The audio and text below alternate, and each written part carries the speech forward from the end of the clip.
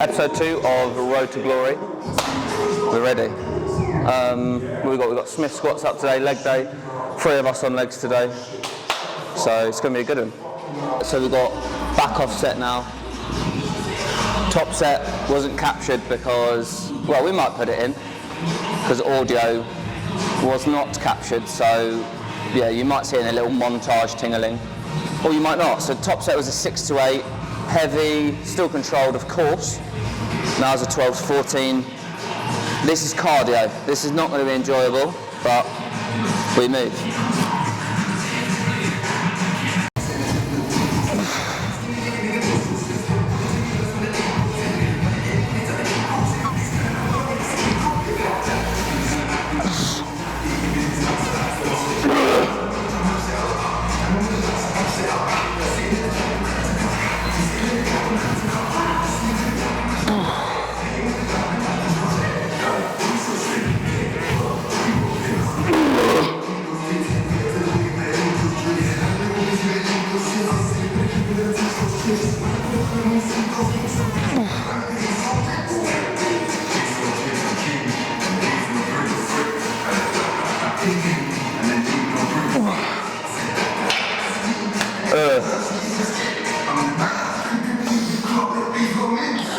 See a lot of people getting the belt wrong, okay?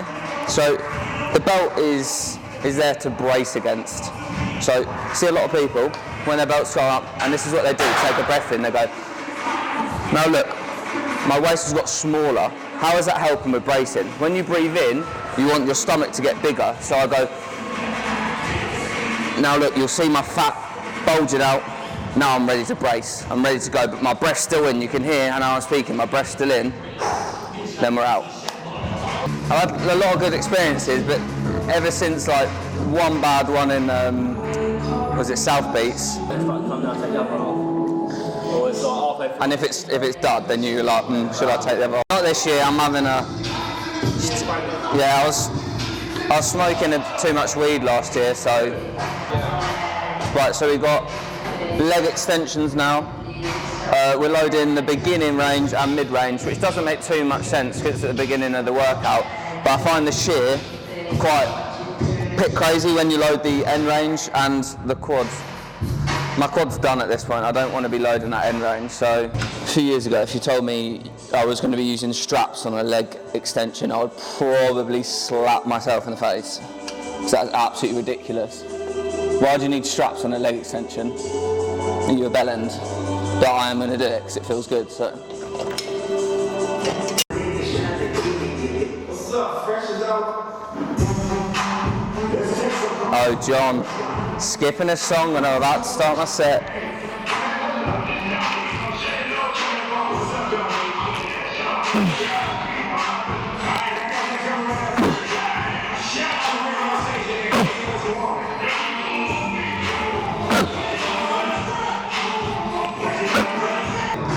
Actually, is it one of them crop ones? Yeah, it's got to be rolled up as well.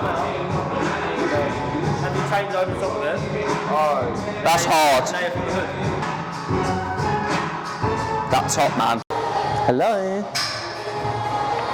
So we're, what is this, like exercise 4?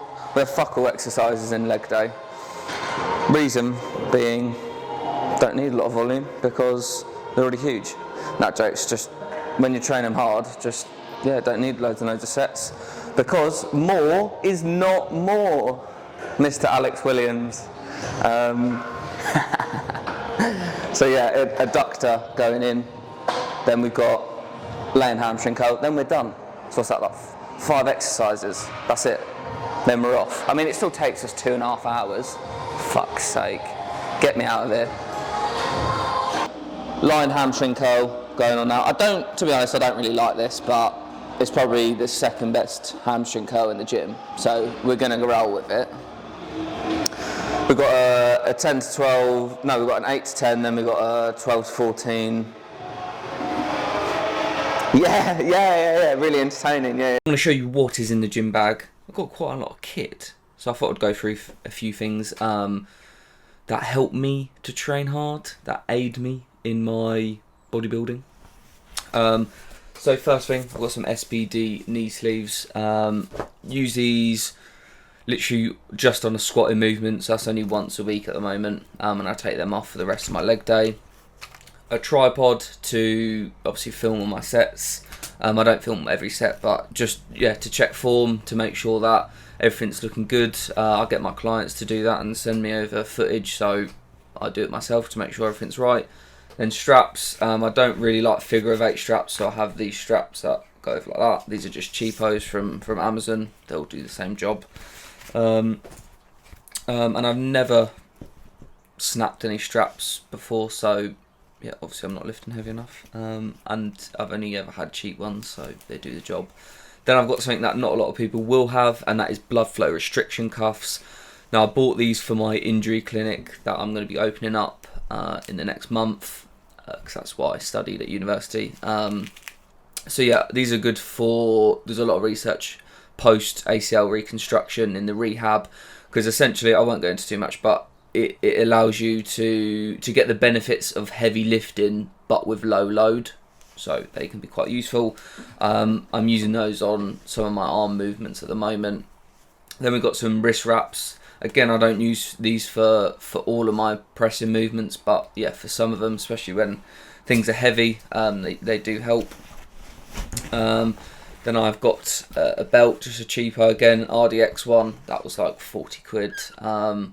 But yeah, they're really good for squats, because it just allows you to brace and to stay nice and tight.